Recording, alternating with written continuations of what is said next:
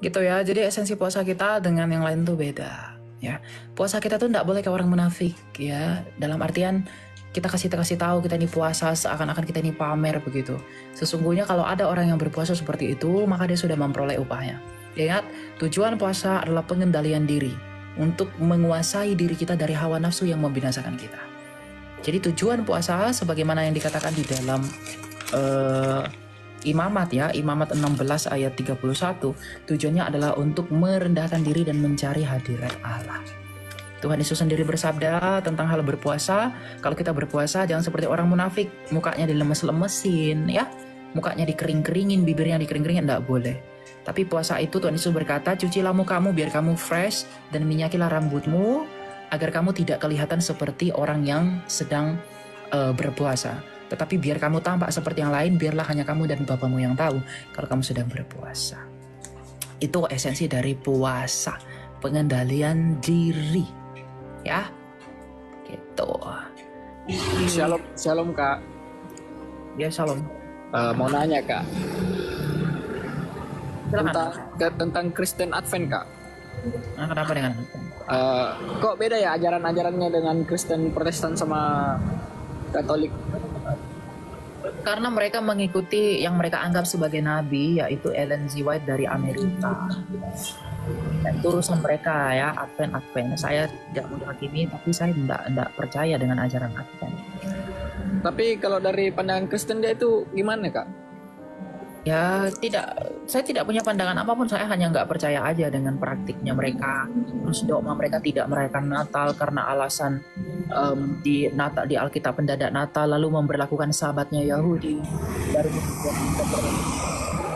dulu ya. Kemudian memberlakukan kosher dan lo koshernya orang Yahudi, saya nggak sepakat dengan itu. Tapi ya biarlah mereka dengan iman mereka, saya tidak sepakat dengan Advent. Tapi saya tidak menghakimi mereka, gitu. Gitu ya. Oh ya Kak, makasih Kak, nanya itu aja Kak. Oke ya. Ya. Silakan Ian, selamat. Ya, shalom kakak. Ya silakan, mau tanya apa? Kak, saya mau tanya, kan kemarin saya dapat tugas dari dosen, tugasnya tentang disebut apa itu anak-anak Allah dan apa itu anak-anak manusia.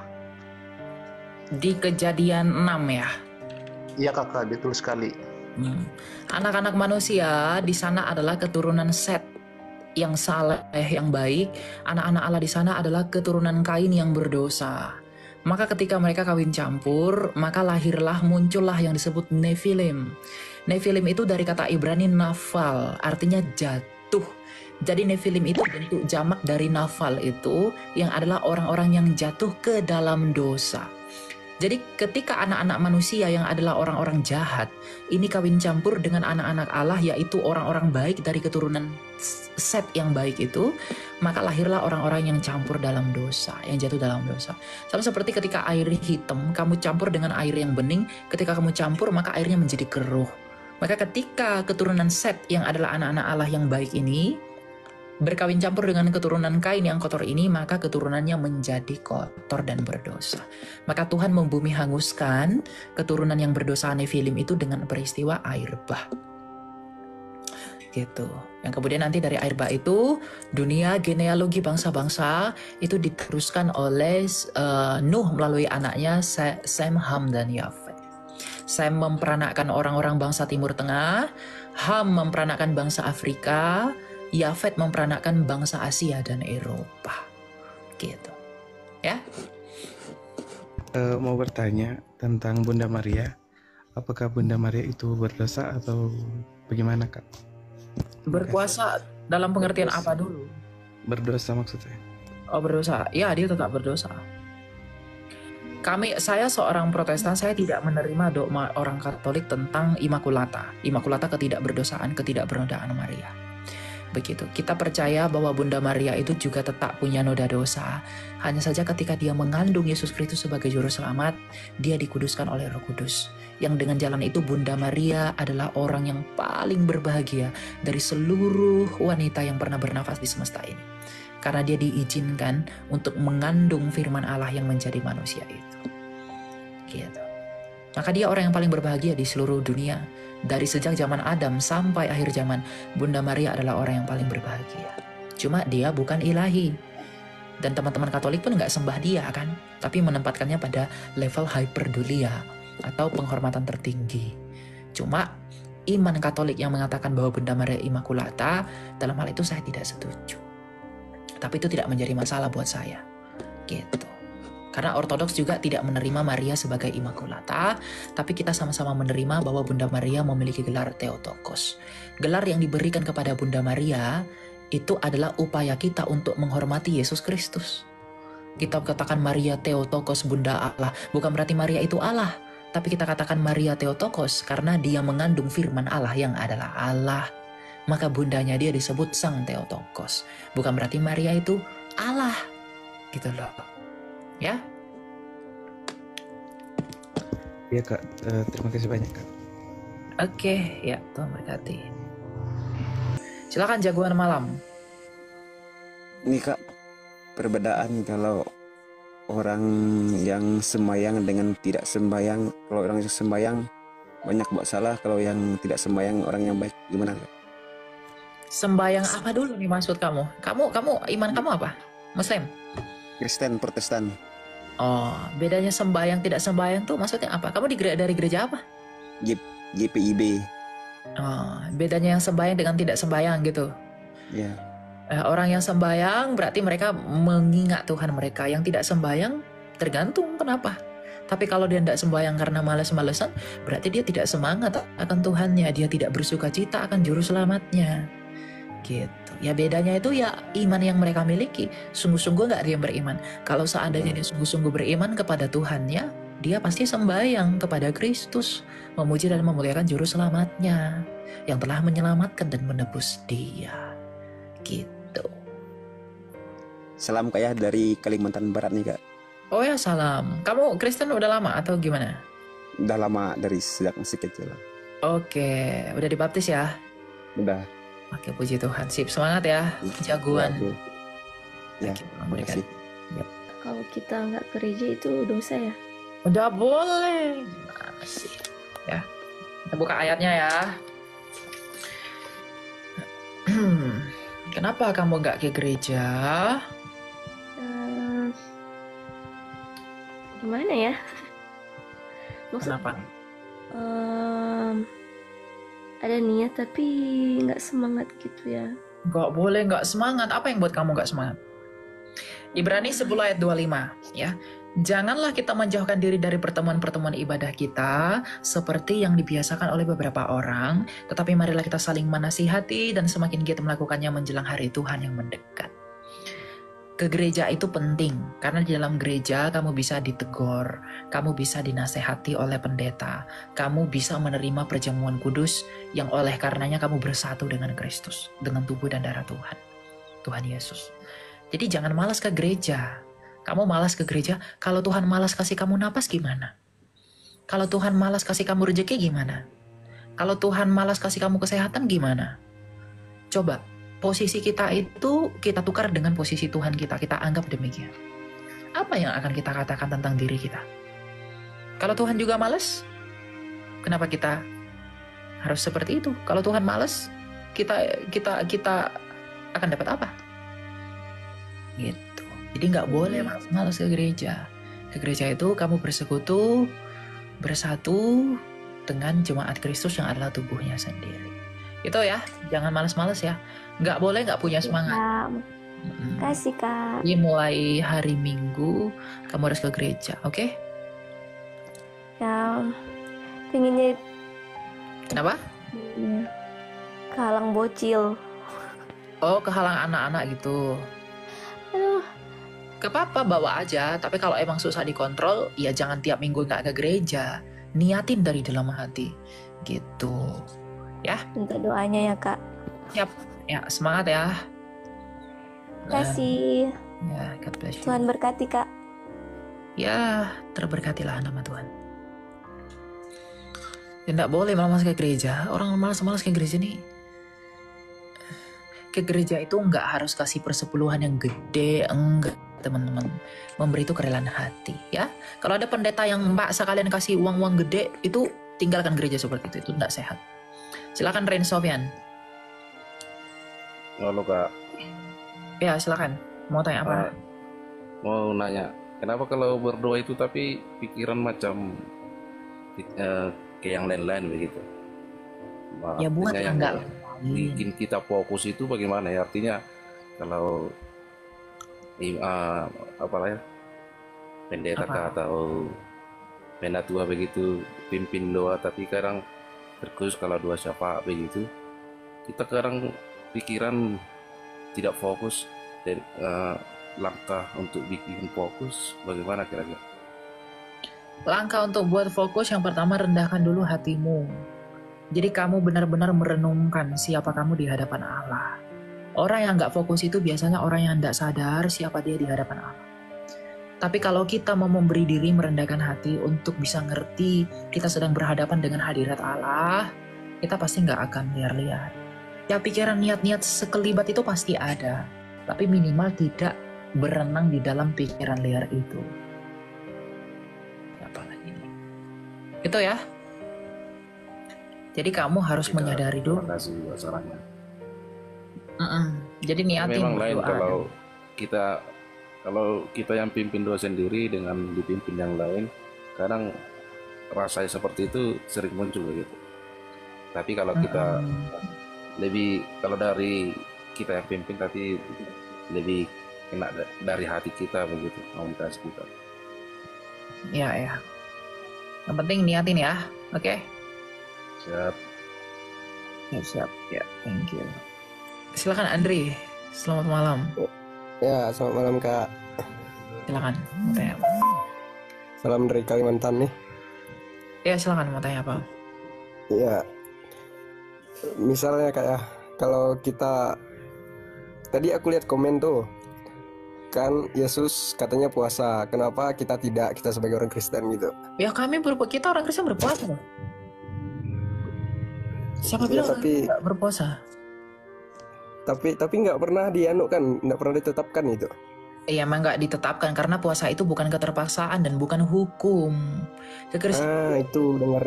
Kekristenan itu bukan agama legalisasi, yang artian puasa itu dihukumkan. Jadi misalnya seperti iman lain, kalau kamu tidak puasa nanti kamu dapat sanksi, kalau kamu puasa kamu dapat ini, itu bukan. Puasa dalam iman Kristen itu adalah ungkapan cintanya kita kepada Kristus. Karena Tuhan Yesus pernah berpuasa, dan itu adalah ujian untuk pelayanannya sebelum pada akhirnya dia melakukan karya puncaknya di kayu salib. Maka untuk memperingati karya Kristus kita yang menjalani penderitaan itu, maka kita pun memurnikan diri kita di dalam iman dengan berpuasa. Karena di dalam Imamat 16, puasa itu adalah perendahan diri. Jadi orang Kristen yang mau merendahkan dirinya boleh dicoba dengan berpuasa. Puasa itu bukan satu-satunya jalan, banyak cara untuk merendahkan diri. Tapi salah satunya berpuasa. Jadi orang Kristen puasa atau enggak, itu enggak bermasalah. Tapi kalau kita berpuasa, kita lebih bisa mengontrol hawa nafsunya kita agar semakin serupa dengan Kristus. Dalam pengertian apa? Mengontrol diri, hawa nafsu, dan lain sebagainya. Ya, orang yang berpuasa tidak pernah lebih baik dari yang tidak berpuasa di hadapan Allah. Tetap sama di hadapan Allah. Cuma kitanya merasa lebih baik atau tidak untuk mengontrol diri kita di hadapan Allah. Gitu ya. Jadi nggak ada kewajiban untuk puasa. Oke, lanjut ya. Oke, Bang. Terima kasih. Ya.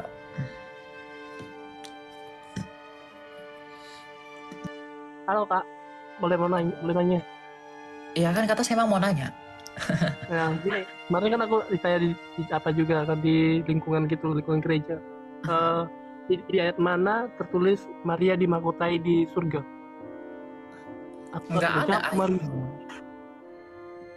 Makanya kan aku kemarin itu ditanyain, aku diam aja, aku pun belum pernah dengar. Di ayat mana Maria dimahkotai. Maria diangkat ke surga terus dimahkotai. Itu yang nanya siapa emang? Ada kemarin yang nanya gitu kayak. Nggak ada. Kayak aku terdiam aja, padahal aku pernah dengar Maria diangkat ke surga kan.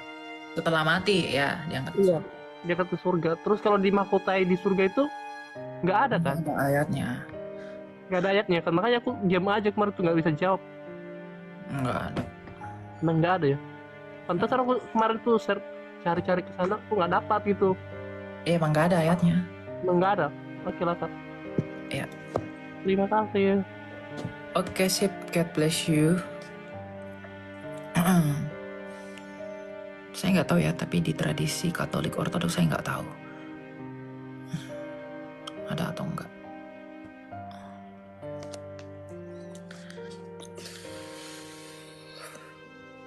Siapa nih? Silakan Febrianto. Aduh. Silakan, halo Febrianto. Halo Kak, selamat shalom.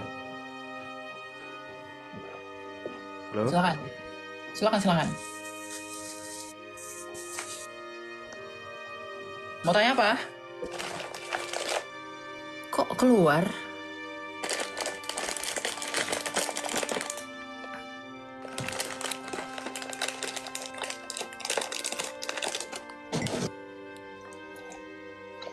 Silakan Kak Evan. Selamat malam Kak. Ya silakan, mau tanya apa? Kak, ini kan kita bingung toh. Sorry pakai bahasa Manado aja nih Kak. Kita bingung. Kita kan orang Kristen toh. Cuman kita pikir-pikir dan dari pikiran yang menciptakan Allah itu siapa Kak? Tidak ada Allah menciptakan. Dia itu tidak ciptaan. Allah Ada kita pernah dengar satu pendeta bilang roh dan Allah itu saling menciptakan manusia, iya. Dalam Ayub 33 ayat 4 kita baca ya. Menciptakan manusia bukan menciptakan Allah. Wong roh Allah itu satu kesatuan dengan Allah kok. Kita baca ya, Ayub 33 ayat 4. Jadi bukan ini. Ayub 33 ayat 4. Mana ini ayat ya?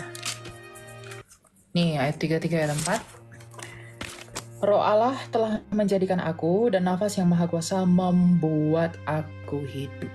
Jadi roh Allah itu menjadikan kita. Manusia itu diciptakan oleh kuasa roh Allah dan diciptakan oleh firman Allah. Artinya Tritunggal itu sama-sama mencipta. Kalau saya misalnya berbicara dengan kamu, yang berbicara dengan kamu tubuh saya, firman atau pikiran saya, atau roh saya. Tentu ketiganya sedang berbicara dengan kamu. Maka ketika Allah menciptakan segala sesuatu, maka Allah yaitu Sang Bapa, firman-Nya Allah dan rohnya Allah itu juga bekerja, sama-sama bekerja untuk menciptakan manusia. Jadi roh Allah apakah mencipta? Mencipta. Firman Allah mencipta. Yohanes 1 ayat 3 mencipta. Bapa mencipta, dia pencipta. Kejadian 1 ayat 3 ya. Iya Kak. Oke, mengerti Kak. Terpecahkan. Allah itu tidak diciptakan, tapi Allah Tritunggal itu menciptakan.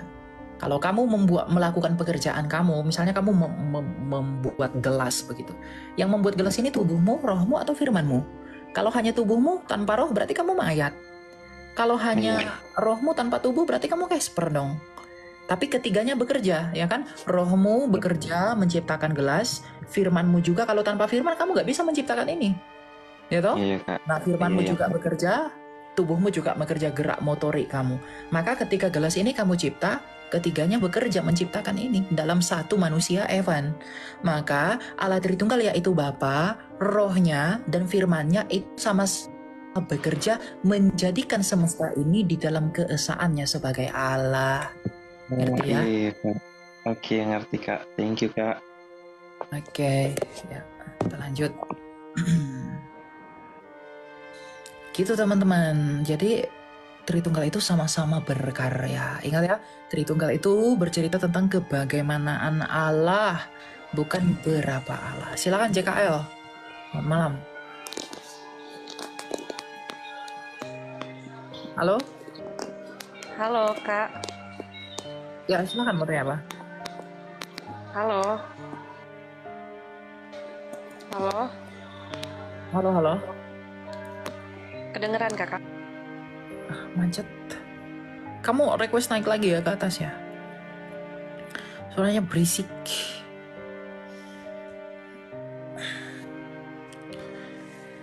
Ini siapa ini? Willy. Willy. Halo?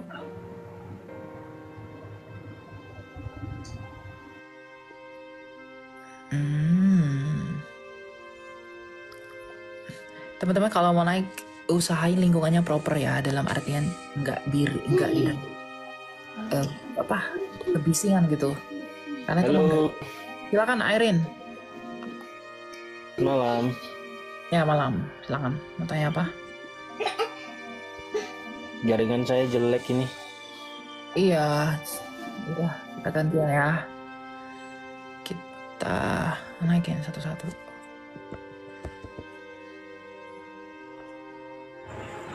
Gimana Indah? Halo. Silakan mau tanya apa?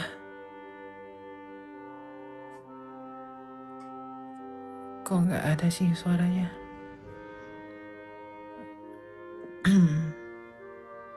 Sabar ya teman-teman.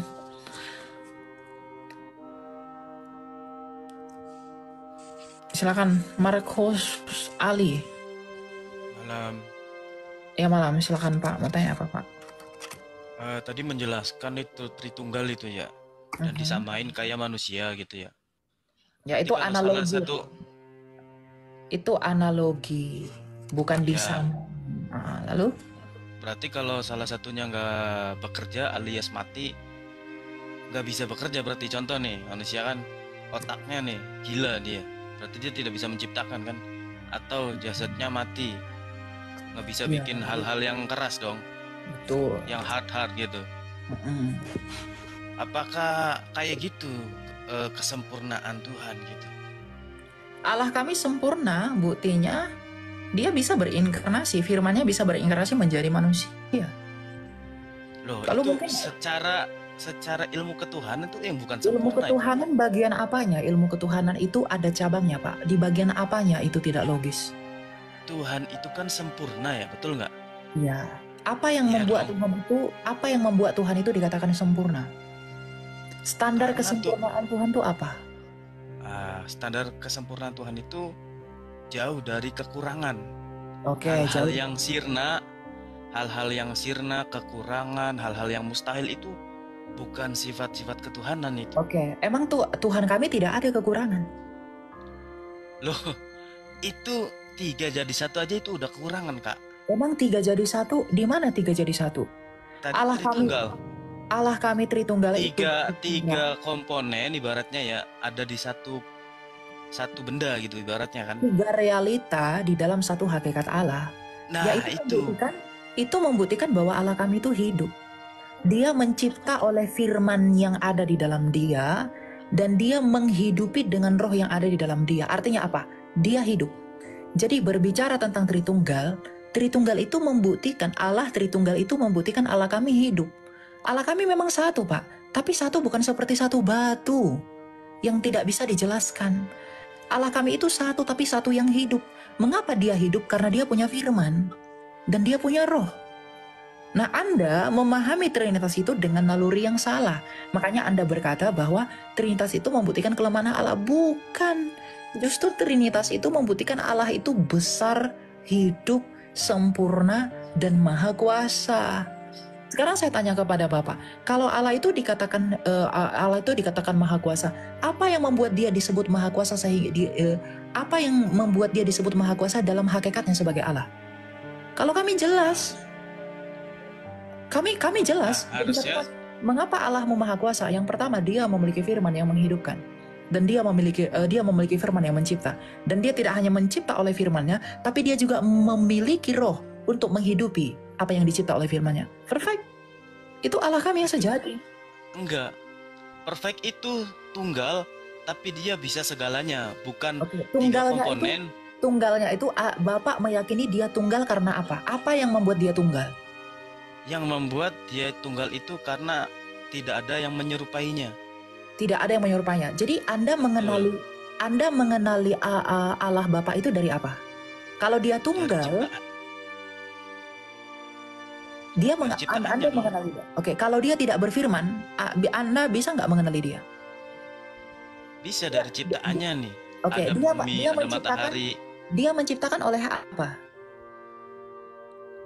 Ya oleh kuasanya, namanya juga Tuhan kan maha berkuasa, betul nggak? Oke, kuasa itu sifat atau nominanya? Sifat dong. Oke, sifat. Berarti kalau sifat, nah realita dari sifat itu apa?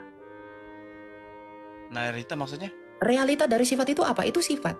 Sifat itu ada dari realita. Nah, realita dari sifat itu apa? Anda kan berkata oleh kuasanya dia menciptakan. Oke, realita dari kuasa itu apa? Ya ini kan menciptakan seluruh alam Enggak, semesta Anda ini. itu yang saya tanya. Anda kan mengatakan berkuasa. Kuasa itu kan sifat. Realita dari sifat itu apa? Sehingga dia disebut kuasa. Dia disifati maha kuasa karena ada realitanya. Realitanya apa? Ya realitanya ini loh, alam semesta ini loh. Ya, walau-walam ya, gitu. Tidur aja Pak di rumah ya. Puasa besok. Kita lanjut ya. Ya firman-Nya, gitu loh. Dia disebut maha kuasa karena dia menciptakan oleh firman-Nya. Mana ada kuasa itu disifati kalau nggak ada realita yang membuat dia disebut maha kuasa. Yesus disebut maha kuasa. Allah kami disebut maha kuasa. Kenapa dia maha kuasa? Karena dia menciptakan. Menciptakan oleh apa? Oleh firman-Nya. Gitu. Makanya nggak boleh Allah itu nggak tritunggal, teman-teman. Allah itu harus tritunggal. Nah, mereka kebingungan di situ nanti. Kalau ditanya apa realita dari sifatnya itu, nggak bisa. Mereka nggak bisa jawab, ya begitu. Gitu loh, ya. Jadi susah. Belajar lagi ya Pak, biar berpinter. Silakan. Malam. Maaf nih Kak, mau bertanya sedikit Kak tentang puasa. Kan saya juga kebetulan orang Kristen. Saya mau tanya ini. Pertanyaan saya kan ada dua, tapi satu dulu lah tentang berpuasa ini Kak. Kira-kira dalam kekristenan itu puasa masih dibolehkan atau bagaimana Kak? Boleh, puasa itu justru bagus buat orang Kristen. Dalam gereja mula-mula puasa itu diwajibkan buat orang-orang Kristen. Ya, sebagai bentuk penguasaan diri, refleksi perenungan atas pengorbanan Kristus di kayu salib. Gitu. Jadi apakah boleh berpuasa? Tapi begini, kalau kan kita dalam kekristenan kan ada beberapa jenis puasa itu Kak. Ada yang namanya puasa makanan berat, artinya boleh minum tapi tidak boleh makan makanan berat. Kira-kira bagaimana kira-kira hal itu Kak? Boleh ada yang bisa yang minum doang, bisa nggak makan, itu ada. Ya tergantung, nggak ada aturan puasa itu nggak boleh begini itu nggak ada. Puasa itu yang inti dari puasa itu merendahkan diri untuk menyangkal kedagingan kita. Yang pasti di dalam puasa itu nggak boleh makan makanan berdaging. Jadi kita berpantang daging. Ya, puasa salah satu contohnya puasa Daniel. Ya itu bisa tidak boleh makan makanan raja. Jadi selama kayak ini kan prapaskah. Selama masa prapaskah ini kita berpuasa selama 40 hari menuju Paskah. Dan di dalam puasa ini kita merendahkan diri dengan berpantang daging dan mulai dari jam 10 malam sampai jam 3 sore besok hari. Nah, kita nggak boleh makan makanan apa? Makan makanan yang enak-enak waktu itu. Dan kita dalam selama puasa itu adalah merenungkan diri kita di hadapan Allah. Dan pada saat yang sama kita sedang melatih badan kita untuk tidak takluk kepada hawa nafsu yang membinasakan kita. Jadi tujuan puasa itu adalah penguasaan diri kita. Nggak ada kewajiban berpuasa. Kamu puasa biar dapat pahala atau puasa biar semakin begini, itu nggak ada. Berpuasa atau tidaknya itu tidak memengaruhi kita di hadapan Allah. Tapi itu akan memengaruhi penguasaan diri kita kepada Allah. Jadi puasa itu tujuannya adalah puasa itu sebagai ekspresi kasih kita dan cinta kita kepada Kristus. Bukan agar Tuhan semakin menyayangi kita, bukan. Karena tidak ada hukumnya tentang puasa itu. Jadi kamu mau berpuasa silahkan, enggak juga nggak apa-apa gitu ya. Oke. Terus saya pertanyaan kedua Kak, kebetulan kan tadi bahas tentang Tritunggal nih. Kira-kira Kakak dalam perspektif Tritunggal ini Kakak lebih menonjol bagaimana penjelasan Tritunggal itu? Kan ada beberapa pandangan-pandangan para ahli, ada yang pandangannya seperti Sabelian yang berubah-ubah. Kira-kira Kakak lebih kalau mau jelaskan Tritunggal pakai penjelasan tokoh yang mana Kak yang membahas tentang Tritunggal itu? Sabelian itu sesat, itu paham yang sesat. Nggak boleh digunakan bahas Tritunggal. Ya, betul Kak, betul. Saya setuju dengan apa yang dikatakan oleh Kakak. Memang kalau kita paham tentang Tritunggal yang dijelaskan oleh Sabelian itu kan memang itu adalah ajaran yang tidak benar. Karena tapi yang kita temukan dalam jemaat sekarang, Tritunggal itu kadang-kadang mereka pakai perspektifnya Sabelian. Terus ketika kita berdebat dengan mereka, justru terkadang mereka lebih percaya itu dengan apa yang kita jelaskan. Kalau kami kan kebetulan saya juga orang Kristen, kadang saya pakai istilah segitiga itu Kak, kalau dalam menjelaskan Tritunggal.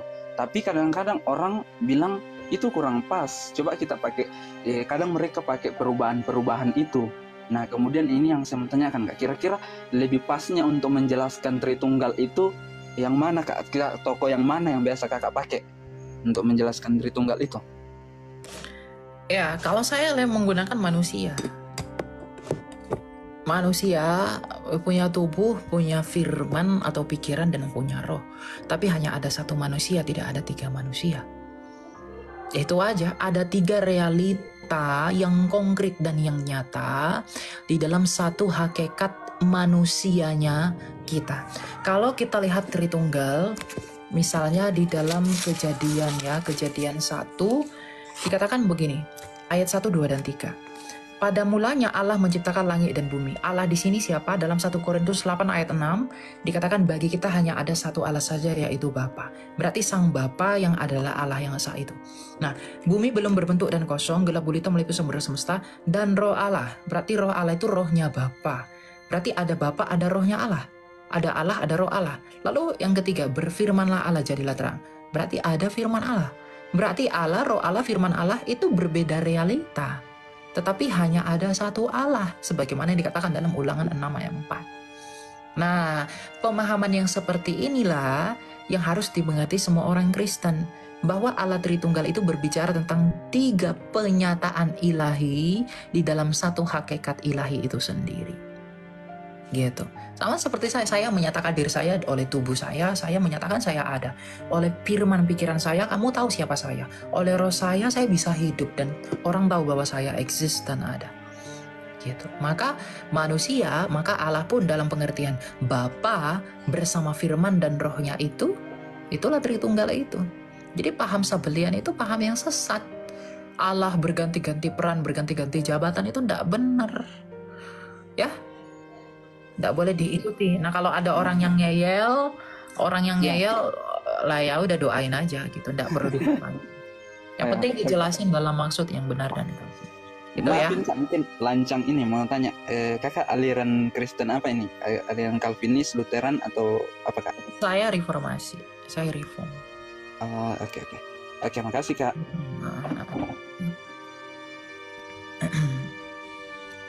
Kita lanjut ya.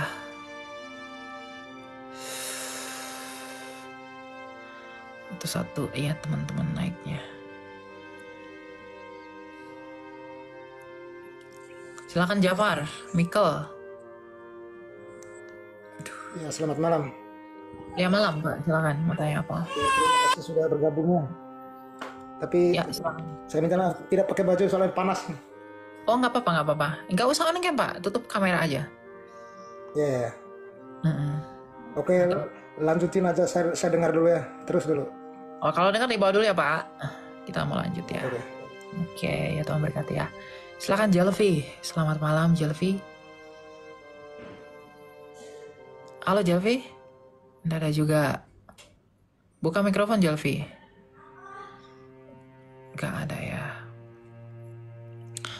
Oke, kalau gitu kita naikin yang lain.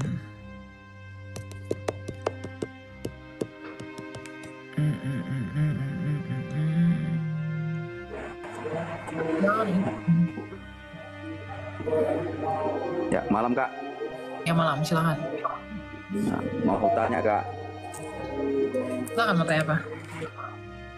Isa sama situ sama kak? Siapa? Isa sama Yesus itu sama nggak? Oh tentu Isa Al-Masih dalam iman Muslim tidak sama dengan Yesus Kristus kami. Berbeda. Jadi kok orang kakak gimana? Ya itu berbeda. Kita menghargai. Saya mute ya. Saya menghargai pandangan teman-teman Muslim tentang Isa Al-Masih dalam iman mereka. Oh toh juga itu urusan mereka kan, gitu. Cuma yang saya sayangkan itu, saya nggak bisa juga sebut oknum, tapi orang-orang dari kalian, dari teman-teman Muslim, itu yang selalu memaksakan bahwa Isa Al-Masih dengan Yesus kami itu sama. Itu tidak pernah sama. Kenapa? Yang pertama, sejarahnya berbeda. Yang kedua, pengajarannya berbeda. Yang ketiga, silsilahnya berbeda. Yang keempat, ideologinya juga berbeda. Ya, kami punya kekristenan itu sangat kaya. Dalam pengertian apa?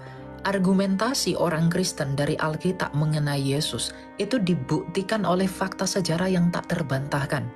Misalnya, Yesus Kristus dikatakan mati, lalu bangkit pada hari ketiga. Kita tutup Alkitab, kita tahu bahwa itu beneran terjadi dari tulisan sejarawan, misalnya sejarawan Yahudi Josephus Flavius. Tapi kemudian 700 tahun berikutnya, teman-teman Muslim bilang Isa Al-Masih tidak mati, melainkan diangkat ke surga. Kalau diangkat ke surga berarti tidak ada kebangkitan pada hari ketiga itu. Padahal sejarah mencatatkan ada kebangkitan pada hari ketiga. Kalau begitu, kalau teman-teman Muslim bilang Isa Al-Masihnya itu adalah Isa yang benar, maka kami nggak boleh menyalahkan itu. Dan juga konsekuensi logisnya, teman-teman Muslim tidak boleh juga menyamakan Isa dengan Yesus Kristus kami. Kalau kalian kalau kalian menyamakan itu dengan kami, oke, sekarang tutup masing-masing pandangan teologi. Sekarang mari kita buktikan di dalam sejarah agar fair dong. Kita tutup Alkitab kita masing-masing. Ya, kita bawa ke sejarah. Kami punya data sejarah yang bisa membuktikan bahwa Yesus kami telah mati dan bangkit. Sekarang, apakah kamu punya data sejarah di abad yang sama yang membuktikan bahwa Yesus tidak mati? Sampai sekarang tidak ada data sejarah ini. Karena Isa Al-Masih itu tidak mati, itu hanya pandangan teologis. Tidak punya data histori. Gitu. Jadi pertanyaannya seperti ini Kak, pertanyaannya sebenarnya. Ya kan? Berarti Yesus sama Isa tidak sama, ya kan? Tidak sama. Ya. Jadi saya lihat itu di kalender Masehi itu ada kewafatan Isa Al-Masih, lahirnya Isa Al-Masih. Kenapa dipakai Isa Kak? Isa Al-Masih di sana itu nama dari Yesus Kristus kami yang lain dalam bahasa lain. Tapi pribadinya tetap merujuk kepada Yesus kami. Sama seperti kamu. Namamu Irfan. Kamu tinggal di mana Irfan? Ke Sumatera Kak. Di Sumatera. Di Jawa juga ada namanya Irfan. Tapi apakah sama? Ya cuman pengertiannya Kak, kenapa dibikin wafatnya Isa Al-Masih, kelahiran Isa Al-Masih, kan dia Isa Ya, disebut. karena Isa Al-Masih itu, Isa itu adalah nama Syria timurnya Yesus Kristus. Nama Yunani Yesus itu Iesu, maka dalam orang Syria Barat melafalkannya Iso. Sama seperti bahasa Jawa itu tulisannya apa tapi dibaca opo, apa. Kalau bahasa Jawa ngapa itu apa, terus opo, apa. Itu artinya sama kan? Gitu loh. Nah sama juga dengan Yesu, Isho, Isa, Yashu, Yehoshua, Yashua. Berarti intinya Isa sama Yesus sama lah Kak, menurut itu berarti kalau istilahnya Bukan, nama. kan yang saya bilang Isa di dalam Quran itu bukan Yesusnya kami. Itu yang nggak sama. Iya mas, saya bukan mentafsirkan Quran. Di kalender itu kenapa dibilang Isa Al-Masih? Kenapa nggak Yesus Al-Masih kan gitu? Isa Al-Masih di sana kan Yesus Kristus kami. Yang dari Alkitab, bukan yang dari kitab suci agama lain gitu. Jadi tidak sama karena penyebutannya beragam. Kita kan ngomong pribadi, bukan hanya nama saja. Pribadinya tidak sama, ya namanya bisa banyak. Gitu. Berarti namanya bisa banyak Kak ya? Iya, namanya bisa banyak. Oh ya, makasih lah Kak ya. Oke ya. Cukup. Udah berisik banget. Oke. Dan sekarang di kalender udah diganti. Ya bukan Isa Al-Masih lagi, sudah Yesus Kristus. Karena presiden sudah presiden atau Kementerian Agama ya, itu sudah mengganti nomenklatur dari Isa Al-Masih menjadi Yesus Kristus gitu. Silakan Muhammad. Tes Kak. Ya silakan, jangan keluar dari ini ya, jangan keluar dari aplikasi. Saya tidak bisa dengar suaramu. Bisa Kak ya? Ya silakan. Saya tidak menjudge bahwa kekristenan itu buruk atau apapun. Saya sangat menghormati agama orang lain karena itu yang Memang diajarkan. tidak buruk. Kamu tidak bisa buktikan itu buruk sekalipun kamu katakan buruk. Ya, saya anggap itu agama yang baik bagi Anda dan agama saya dan baik bagi saya sendiri gitu loh. Salah. Ada satu Agama pertanyaan. Kristen itu bukan baik. Kristen itu benar, bukan Ya, baik. benar menurut Anda gitu. Ya, Dan- menurut Yesus Kristus dan seluruh pengikutnya. Ya. Jadi pertanyaannya gini, jika Tuhan yang Esa tersebut, Tuhan yang Maha Kuasa, kenapa Tuhan tersebut harus menjelma jadi manusia sedangkan Dia Maha Kuasa? Dan kenapa pula Dia harus menebus semua dosa-dosa umatnya sedangkan Dia yang Maha Kuasa bisa menebusnya tanpa harus menjelma menjadi manusia gitu kan? Kalau Dia Maha Kuasa, justru Dia harusnya tidak boleh dihalangi kalau Dia mau berinkarnasi jadi manusia. Justru bukti kemahakuasaannya ya Dia mampu berinkarnasi. Kan argumentasi kamu itu kan argumentasi relativisme. Kan kamu membentuk asumsi dan premis kamu sendiri berdasarkan standar logika kamu. Maka saya pun punya hak yang sama. Kecuali kamu punya standar yang sah tentang kemahakuasaan itu apa. Kamu bilang, ngapain dia kan maha kuasa, dia bisa aja mengampuni dosa manusia tanpa menjadi manusia.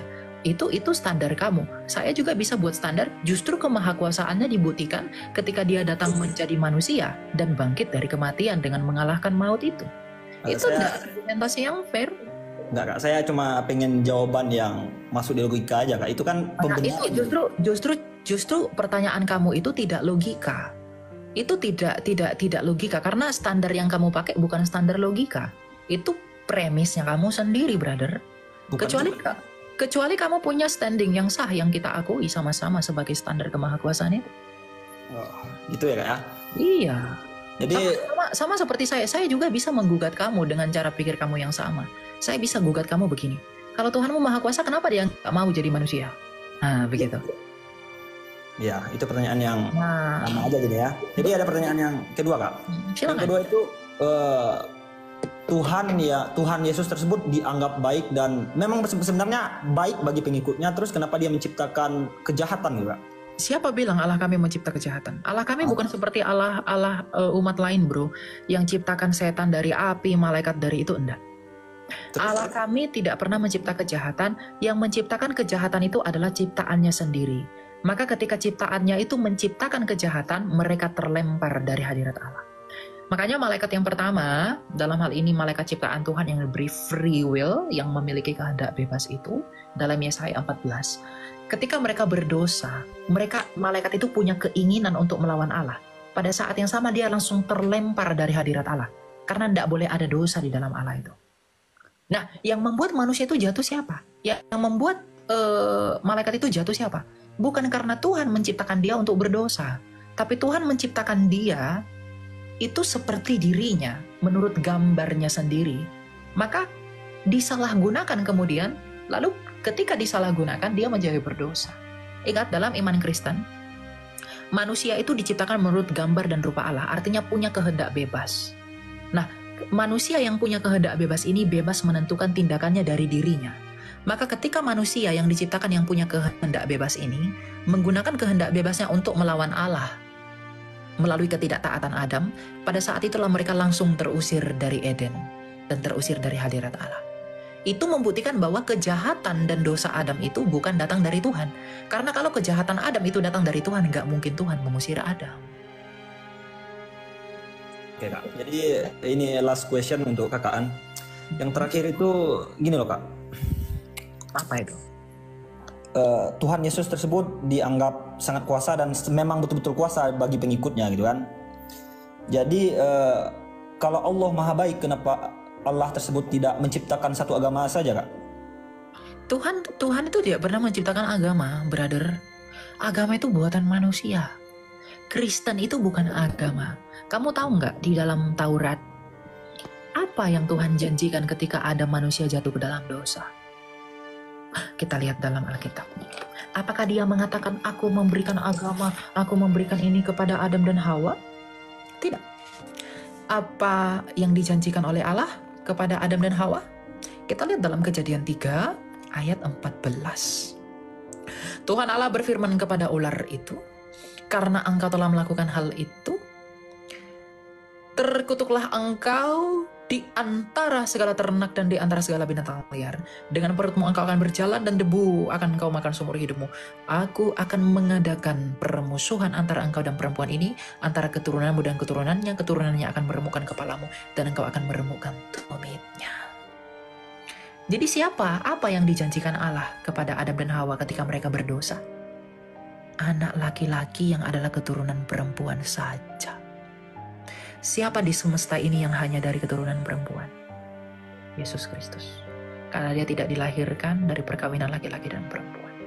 Jadi ketika manusia itu jatuh dalam dosa, brother, ya, Tuhan itu memberikan solusinya di dalam janjinya bahwa nanti aku akan memberikan satu anak laki-laki yang akan mengalahkan iblis itu. Dan siapa yang mengalahkan iblis itu? Yesus Kristus. Melalui apa? Kematian dan kebangkitannya. Bagaimana cara Tuhan Yesus mengalahkan iblis? Dengan mati. Kuasa iblis adalah kematian. Karena Allah tidak pernah menciptakan kematian. Karena Allah itu hidup. Iblis itu adalah pemilik kematian. Bagaimana cara Yesus mengalahkan kematian itu? Dia masuk ke kematian itu melalui salibnya, dan dia memporak-porandakan dan menghancurkan kematian itu melalui kebangkitannya. Artinya apa? Kematian itu tidak berkuasa atas Kristus. Sama seperti kamu, kalau kamu mau menyelamatkan anakmu yang lagi terjebak di dalam kamar, bagaimana cara kamu menyelamatkan anak kamu yang ada di dalam kamar itu? Kamu masuk ke dalam kamar, kamu ambil anakmu, kamu selamatkan dia, lalu keluar dari kamar itu sebagai pemenang. Bagaimana cara Yesus menyelamatkan manusia yang sudah terjual di bawah dosa, yaitu di bawah kematian? Maka dia masuk ke kematian itu, dia merusak, memporak-porandakan kematian itu, dan dia bangkit sebagai pemenang. Maka semua orang yang mati harusnya percaya kepada Yesus, agar di dalam Yesus dia bisa menang seperti Yesus telah menang.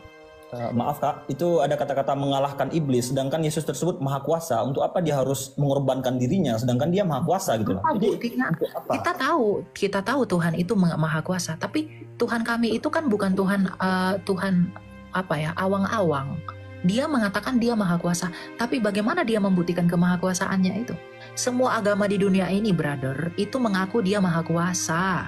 Ya, tapi kalau hanya mengaku nggak ada bukti, itu nggak berguna. Tuhan kami itu adalah Tuhan yang penuh pembuktian. Dia mengatakan, akulah, Yesus berkata apa? Aku berkuasa atas surga dan bumi, dalam Matius 28 ayat 17-18. Bagaimana cara Yesus membuktikan bahwa dia berkuasa atas surga dan bumi? Dia berkuasa atas hidup dan mati. Dia membuktikan kemahakuasaannya itu dengan apa? Masuk ke dalam kematian, merusak kematian itu, bangkit sebagai pemenang. Itulah mengapa murid-murid Yesus rela dianiaya, karena mereka melihat betapa ajaibnya Yesus Kristus itu. Ya, kenapa harus merusak gitu Kak? Sedangkan dia maha kuasa itu loh. Ya, nggak harus merusak. Dia membuktikan kemahakuasaannya itu dengan mengalahkan kematian itu. Ada buktinya dong. Kok saya percaya. Sedangkan yang menciptakan kematian kan dia. Kok dia mengalahkan kematian? Itu salah. Itu Tuhanmu yang menciptakan kematian. Tadi saya udah katakan, kamu nggak nyimak. Tuhan kami nggak pernah ciptakan kami untuk mati. Enggak, kamu nggak nyimak. Kamu bilang Tuhan kami cipta kematian. Tuhan kami nggak pernah cipta kematian. Kematian. Dia kan maha kuasa Kak. Kalau maha kuasa itu kan menciptakan semuanya dengan kehendak dia kan. Oh, berarti Tuhan kamu menciptakan kematian? Ya Kak, kalau kami percaya. Berarti Tuhan kamu menciptakan kamu untuk mati. Enggak juga Kak. Innallah ya'budun Kak. Kan dia yang ciptakan kematian. Iya memang betul. Karena dia maha kuasa. Kalau dia ciptakan kamu, kalau dia ciptakan kematian, berarti dia ciptakan kamu untuk mati. Ya.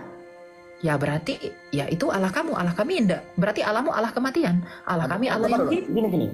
Jika ini Allah kalian tidak menciptakan kematian, lantas yang menciptakan kematian tersebut siapa? Manusia itulah yang mendatangkan kematian pada dirinya. Tuhan berkata kepada Adam dan Hawa, Adam, ya, Tuhan berkata begini, Adam, jangan makan buah itu ya. Kalau kamu makan buah itu, Adam, kamu akan mati. Nah, sekarang Adam makan buah itu, yang pengen mati Adam atau Tuhan? Ya, anggap saja Adam dulu kan. Ya, jangan anggap itu nggak ada dalam iman kami. Ya, dalam iman kami itu Kak, gini loh Kak. Soalnya itu makanya siapa yang menciptakan kematian ini, Kak? makanya saya katakan gini. Iman kamu, standar iman kamu itu nggak boleh digunakan dalam iman kami. Kenapa? Kamu lahir 700 tahun setelah kami. Jadi implikasi teologimu itu nggak nyambung sama kami. Ya gimana mau nyambung Kak? Soalnya kami memang, kan makanya begini, kamu harus bertanya bukan untuk membenturkan hermeneutika iman kamu ke kami. Nggak ada kami membenturkan. Nah, makanya bertanya tadi Kak, kan setiap perkara pasti ada penciptaannya kan. Kematian nggak mungkin dia berdiri sendiri tanpa ada yang menciptakan, gitu aja loh Kak sebenarnya. Memang nggak ada yang menciptakan. Memang kematian itu diciptakan, tapi bukan Allah yang menciptakan. Manusia itu yang menciptakan kematian itu. Oh, berarti di alam semesta tersebut ada yang diciptakan bukan dari Allah yang menciptakan, gitu ya? Tercipta. Oke. Berarti kalau kamu menyakiti orang, kamu berdosa, berarti Tuhanmu yang menciptakan dosamu. Iya Kak, kami itu kalau Oke. Apa dulu Kak? Kami bertanya lah. Kalau enggak usah. Kalau memang Tuhan kamu sudah ciptakan dosa, ya itu iman kamu. Iman kami nggak begitu, ya. Jadi jangan kamu begini enggak. Pertanyaan saya belum dijawab loh Kak. Enggak. Saya mengatakan Tuhan kami itu tidak menciptakan kematian. Kalau Tuhan kamu menciptakan dosa, Tuhan kamu menciptakan kematian, ya itu urusan kamu. Itu bukan urusan saya. Tapi jangan gunakan standar kamu untuk menilai argumentasi saya. Kan saya menjelaskan apa yang kamu tanya, bukan untuk konfrontasi dengan iman saya. Bukan gitu loh Kak. Saya bertanya tadi. Sekarang dengarkan. Jadi ketika Tuhan kami tidak menciptakan kematian, itu berbeda dengan Tuhan kamu yang menciptakan kematian. Itu nanti urusan kamu lah. Jadi misalnya nanti ketika kamu dihakimi oleh Tuhan kamu akan ngomong, kenapa kamu berdosa, nama kamu siapa nih? Katakanlah namamu A gitu. Kenapa kamu berdosa A? Berarti kamu nggak perlu marah sama Tuhan. Kamu nggak perlu diadili. Karena kamu berdosa, ya Tuhanmu sendiri yang buat kamu berdosa. Nah beda dengan kami. Gitu kan? Kalau dalam iman kami, dosa itu tidak pernah diciptakan Allah. Karena Allah itu tidak pernah sumber kejahatan, Allah itu adalah kasih. Makanya ketika manusia itu menjadi berdosa, dia menjadi jahat, maka dia memberikan Yesus Kristus untuk menjadikan kami baru di dalam dia yang tak berdosa. Itu iman. Iya, itu iman kalian Kak. Saya pengen ini mendengar jawaban secara logika Kak. Adakah ya, kalau logika yang kamu gunakan logika apa? Logika apa yang kamu gunakan menilai ini? Logika saya sendiri Kak dalam berpikir. Makanya saya bertanya. Kalau logika kamu sendiri itu salah, enggak boleh. Karena gini, logika yang kamu bentuk pun itu dilahirkan dari dogma kamu. Bukan dari standar yang sah dan absah untuk itu. Iya kan? Saya bertanya kok malah gini jadinya Kak. Iya, makanya saya gini, pertanyaan. Bertanya gini loh, ternyata ada di alam semesta ini yang tidak diciptakan oleh Tuhan gitu. Ya, kejahatan tidak dicipta Tuhan, betul, ada. Itu Allah kami. Kematian. Ya, kematian itu tidak diciptakan Allah kami. Tapi kalau Allah kamu ciptakan kematian, itu urusanmu, nggak apa-apa. Saya tidak mempersalahkan dengan untuk saya Kak. Saya hanya bertanya kepada Kakak, berarti ada ya sesuatu yang tidak diciptakan oleh Tuhan gitu loh. Betul, ada. Kematian tidak diciptakan Tuhan. Oh, tidak diciptakan Tuhan. Ya. Nah, ya sudah Kak. Terima kasih Kak. Ya, gitu ya. Jadi jangan beriman kepada Allah yang menciptakan kematian. Karena kalau dia menciptakan kematian, ngapain kamu diciptakan? Berarti Tuhan itu hanya seperti berdrama, teman-teman. Jangan percaya sama Allah yang seperti itu. Allah menciptakan manusia untuk hidup, lalu dimatikan. Untuk apa? Tapi Allah yang benar, Allah yang sejati, Allahnya Abraham, Ishak, dan Yakub, itu menciptakan manusia untuk hidup. Ketika manusia ini melanggar ketentuan Allah, manusia ini sendiri menciptakan kematiannya. Maka ketika manusia ini mati, Tuhan sendiri menjangkau manusia ini untuk hidup kembali di dalam Yesus yang adalah hidup. Bagaimana cara Yesus membuktikan dia hidup? Dengan mati dan hidup kembali. Inilah Allah yang sejati. Ya, inilah Allah yang benar. Inilah Allah yang sempurna. Tidak ada Allah yang seperti Allah kita. Ya, kalau Allah menciptakan kematian, kamu harusnya bertanya dalam hatimu. Kalau saya berdosa, berarti Tuhan buat saya berdosa. Kalau Tuhan ciptakan saya mati, untuk apa saya hidup? Lalu dicobai dengan dosa. Harusnya kamu merenungkan itu. Jangan percaya kepada Allah yang menciptakan dosa dan kematian.